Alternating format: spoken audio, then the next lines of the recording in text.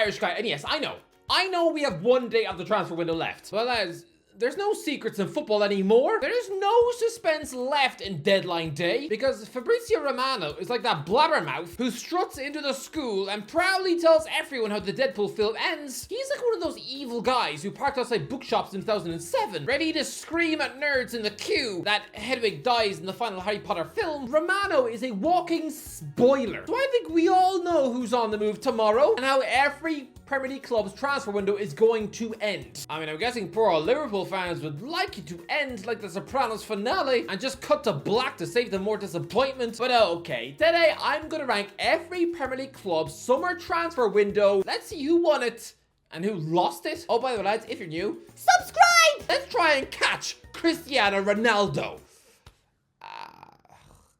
What? Right, let's go. 20th, Southampton. When I look at Southampton's transfer window, one word screams at me: panic. Like Jermaine Genius' wife when she looks through his phone, Nottingham Forest were given so many sneery looks when they were cramming half the world into one Tesco shopping basket 2 summers ago. They have also gone wild, bringing in loads of new additions, and I'm sorry, but none of them wow me. At least Forest pulled off a couple of star, exciting signings during that crazy transfer window, like Morgan Gibbs-White and, yes, Jesse Lingard. Before everyone realized he now had the motivation of turnip juice and would soon be banished to some small Korean village. But Southampton, they have bought 2/3 of Sheffield United's failed strike force. They've signed championship defenders like Charlie Taylor, Ronnie Edwards and Nathan Wood. They randomly re-signed 36-year-old Saints enemy Adam Lallana. I mean, the Saints have dragged in a few hopeful punts from Japan, Portugal and Brazil, and the loan signing of Chelsea midfielder Leslie Ukachukwu might be decent, but he is still a downgrade on when you had Romeo Lavia the last time you were in the Prem. And yes, £18 million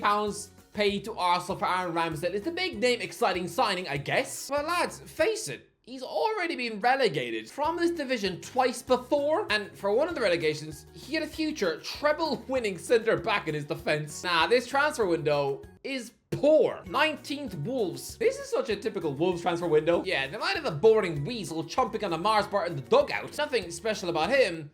But they're still dipping into the market for Portuguese and Brazilian flair. They finalized a permanent deal for Man City's midfielder Tommy Doyle. They wrapped up a £13 million deal for young Braga winger Rodrigo Gomez. They paid £8.5 million to Brazilian side Sport Recife for a right back Pedro Lima. Oh yeah, and they've just chucked £10 million across the Palace for a goalie Sam Johnstone, who is surely not going to dislodge Jose Sa. But the big deal: over £20 million paid to Fluminense for 23-year-old Brazilian international midfielder Andre. Somebody who helped Fluminense win the Copa Libertadores. Someone who has burst onto the scene in the last 3 years, winning the Brazil Serie A Best Newcomer Award in 2021. He was linked with Man City, Liverpool, Real Madrid. So Wolves getting their hands on him stinks. Of when they somehow convinced Porto's wonderkid captain Ruben Neves to swap Champions League football for daily brunch in Wolverhampton. Yeah, the likes of Nutty McDwake would probably have treated that prospect as a prison sentence. Look, Wolves pocketed nearly £100 million this summer after selling both Max Kilman and Pedro Neto to West Ham and Chelsea. Yeah, they were your 2 best players, so this is nothing to celebrate.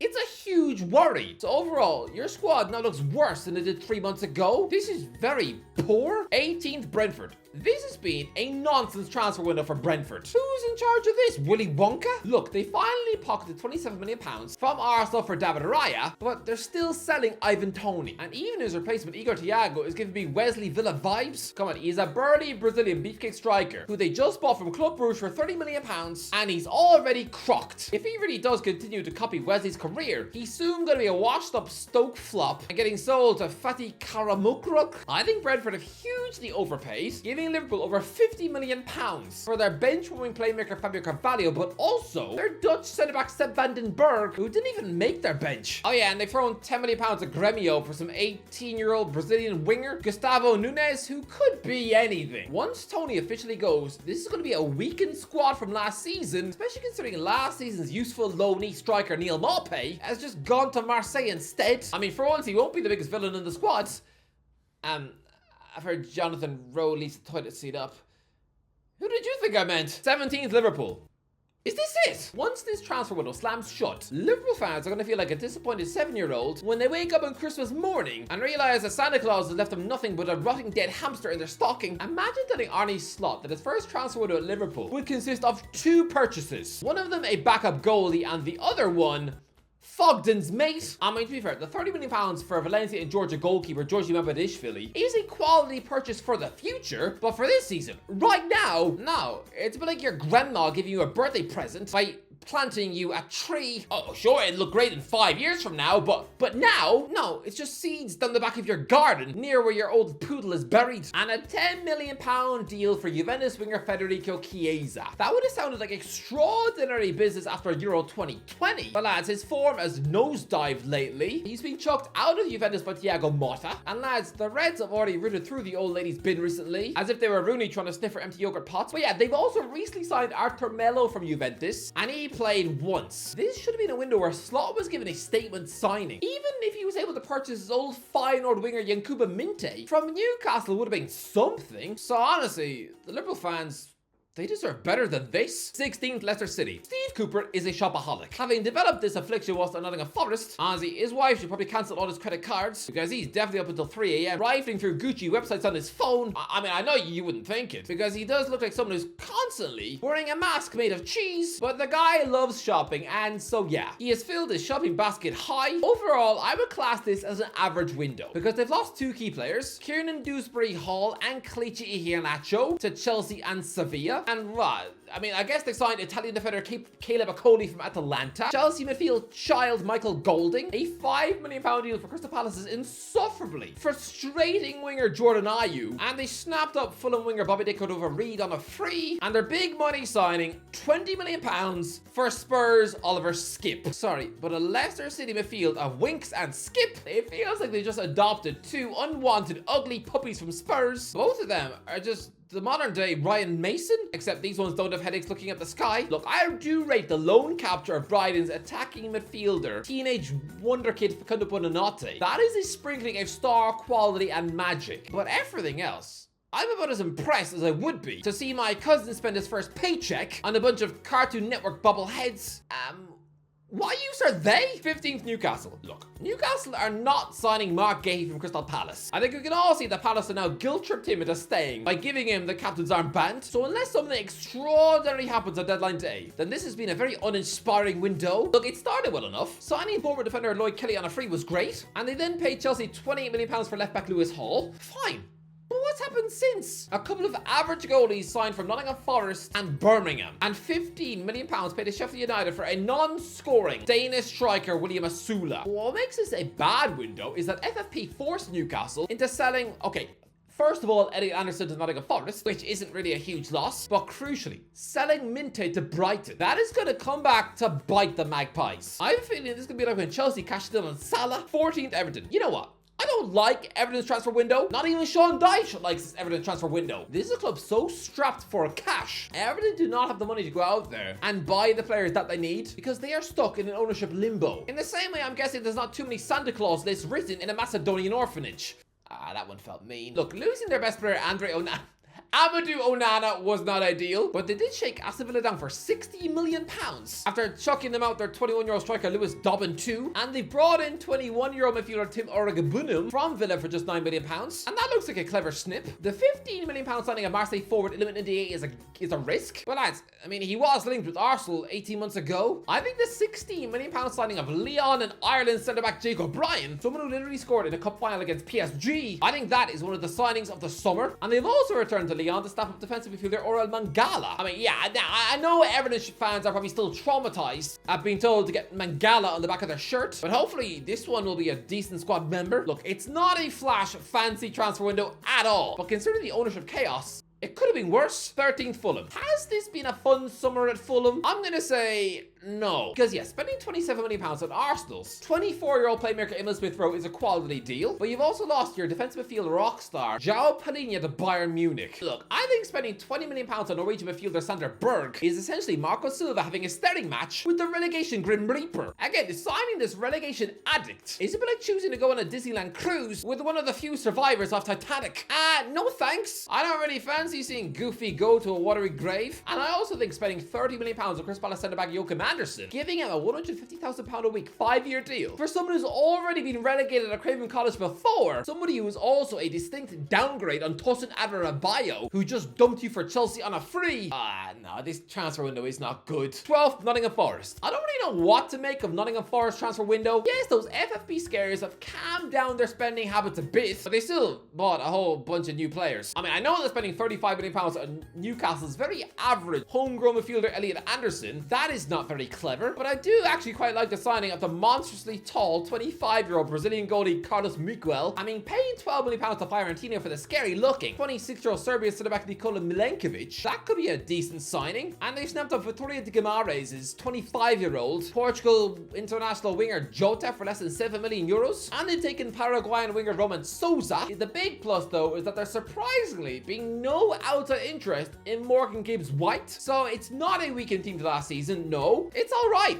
But yeah, it would have been nice if you'd actually signed someone who, you know, has scored a Premier League goal before in their life. 11th, Crystal Palace. This has been a very mixed transfer window for Crystal Palace. On one hand, you managed to keep your England centre-half Mark Gehi, so that's a positive, but I mean, losing your best player Michael Olise to Bayern Munich for just £50 million is a massive loss. Losing Anderson to Fulham for £30 million is a little bit of a blow as well, but I don't know. To get your hands on Japanese winger Daichi Kamada and long-time Senegalese target Ismaila Sarr for a combined £12.5 million. That is decent business on paper, even if your obsession with Sarr has been incredibly creepy. On away trips, Steve Parrish probably sneaks into his hotel room to sniff his underpants. Actually, this is the transfer window where Palace are being rewarded for years of creepiness, because they finally landed Arsenal striker Eddie Nketiah for £30 million after also stalking him for years. I also think spending £30 million on a 25-year-old striker who has never scored more than 5 goals in a Premier League season is absolutely insane. Look, getting Real Betis' Moroccan centre-back Chadi Riyad in a £14 million move is a clever deal, but this window just feels like Palace I've just refused to move on to new targets and are still obsessing over a stale, out-of-date shopping list from 2021 that they just rediscovered after finding it crumpled up in Hodgson's old armchair. 10th, Aston Villa. Aston Villa have had one of the strangest transfer windows in the list. After exploding out of the blocks, waving their credit card around like an epileptic monkey early doors, everyone was freaking out and saying, "Oh, Villa are winning the transfer window! This is stunning business! Ah!" But no, I'm sorry lads, but Juventus have stolen their star midfielder Douglas Luiz for £42 million. You've also lost last summer's exciting star signing and club record signing Moussa Diaby to Al Ittihad, and you didn't even make your money back. You bought him for £51.9 million from Bayer Leverkusen, and you've sold him for £50.5 million. Sure, you've cashed in on homegrown talent by flogging Tim Igbonunum, Omari Kellyman and Cameron Archer to Everton, Chelsea and Southampton for a whopping £43 million, but it all seems so cynical and ugly, like a desperate mum selling her children on the internet just so she can afford some new shoes. I mean, how many of Villa's new signings actually improve the first team? Because they've re-signed both Ross Barkley from Luton and Jadon Philogene from Hull. Both of their new hungry young exciting signings from Juventus in Samuel Illing Jr. and Enzo Baracchia have instantly been fired out on loan to Bologna and Valencia. And yet on paper, young Dutch left-back Ian Maatsen looks like a huge £37 million signing from Chelsea, but so far this 22-year-old can't get into the team. The saving grace is you spent £50 million on Everton superstar midfielder Onana. But is he an upgrade on Luiz? No. For a club that just got back into the Champions League, I expected more. Because lads, we have seen when surprise clubs actually claw their way into the Champions League, oh, they do go out there and sign one huge marquee name to excite the fans. I mean, Tottenham celebrated Champions League qualification in 2010 with the signing of Dutch monster Rafael van der Vaart from Real Madrid. In 2016, Leicester paid nearly £30 million for sporting goal machine Islam Slimani. I mean, Man City finally qualified for the Champions League in 2011 and instantly bought Aguero. And last summer, Newcastle bought Sandro Tonali from AC Milan. They were all superstar names. Onana is a good player, sure, but superstar? Is that it? 9th, Tottenham. This has been a window of absolute risks from Spurs. Lads, I don't want to freak you out, but Tottenham paid close to £150 million for 3 players from Bournemouth, Burnley and Leeds, making Dominic Solanke a club record signing after one good Premier League season in his life. That is freakishly scary, and he screams of future flop. And paying £40 million to Leeds for teenage midfielder Archie Gray might turn out to be a masterstroke, but I reckon he's going to get Sessignon. Look, I do like the £24 million acquisition acquisition of speedy teenage winger Wilson Ottobert from Burnley. But these are all absolute massive risks. Why didn't this club just target Ivan Toney instead? 8th, Chelsea. Lads, I've been laughing at Chelsea all summer long, but let's be real. The first 2 months of the transfer window was nonsense, with Esco Maresca bringing in a bunch of £20 million nobodies. And I think giving Leicester £30 million for a soon-to-be 26-year-old Kieran Dewsbury Hall, it's just Drinkwater the sequel. And I thought selling one of your club captains, Conor Gallagher, to Atletico Madrid for just £36 million was reprehensible, especially considering you made him rot like a chocolate banana in a Spanish hotel room for 5 days. I hope you at least paid for his aircon and made sure there were Kit Kats in his mini bar so he didn't have to chew on pillows for breakfast. And look, splashing out over £50 million on a permanently injured sick note winger Pedro Neto from Wolves, that looked very silly. But £44 million paid to Atletico Madrid for João Felix is a surprisingly reasonable deal. But lads, I've been tipping this club to sign both Jadon Sancho and Ivan Toney for months. I was saying this back in February. So if you manage to get both those guys tomorrow, then I would put Chelsea second in the transfer window. But if you don't sign either, and if this is what you got, then yeah, 8th. 7th, Arsenal. Arsenal's transfer window doesn't blow me away, but it is financially sound, because they managed to take nearly £60 million off both Fulham and Crystal Palace for their bench warming Smith Rowe and Nketiah. I think £42 million Italian defender Riccardo Calafiori from Bologna is going to be a monstrously hideous flop, but a £30 million deal for Real Sociedad Euro 2024 winning midfielder Mikel Merino, that's a decent little deal. So overall, it's a decent window, but it's not outstanding. I mean, come on. Why didn't you sign a number 9? What's wrong with Toney? 6th, Ipswich Town. Remember that heroic Ipswich Town band of brothers we just completed an outstanding back-to-back promotions? Yeah, that team is soon not going to exist anymore because Kieran McKenna has just sugarcoated it with a bunch of new signings. Ipswich have gone utterly mad, bringing in defenders Ben Johnson, Jacob Greaves, Connor Townsend and Dara O'Shea from West Ham, Hull, West Brom and Burnley. They paid £15 million for Sunderland star winger Jack Clark. They finalised an £18 million permanent deal for Jamaica winger Amari Hutchinson from Chelsea. In comes Blackburn's Championship Golden Boot winner Sammy Schmodix, and Burnley's error-prone goalie Ariana Muric, and Man City's beanpole striker Liam Delap. They've also loaned in Man City's forgotten midfield Donut Calvin Phillips, and Napoli's unwanted midfielder John Kajus. And they've also signed the 3rd Ireland international of the summer, rescuing live wire winger Chidozie Ogbeni from Luton. And they're about to sign the 3rd Burnley player of the summer too, trying to wrap up a loan deal for South Africa international striker Lyle Foster. Look, I like a bunch of their new signings. Phillips, Ogbeni and Schmodix should be quality transfers. And some of the fans used to speak about Clark as if he was Luis Figo himself. So yeah, whilst McKenna has bought a bunch of rubbish like Muric, Johnson and Delap, there are nuggets of quality in this haphazard window too. So overall, I think for lowly Ipswich standards, it's surprisingly decent. 5th, Brighton. How do Brighton have this much money to spend? They spent nearly £200 million on summer transfers in Fabian Herzler's first summer in charge. I don't care if this bloke is barely out of his nappies. The pressure is on because he is being massively backed by Tony Bloom. Look, I do think it's a hit and miss window. I think the £30 million signing of Gambian winger Yankuba Minte from Newcastle is a masterstroke, but I have a feeling the 25-year-old defensive midfielder Matt Weaver, signed from Feyenoord, will struggle, while paying Leeds United £40 million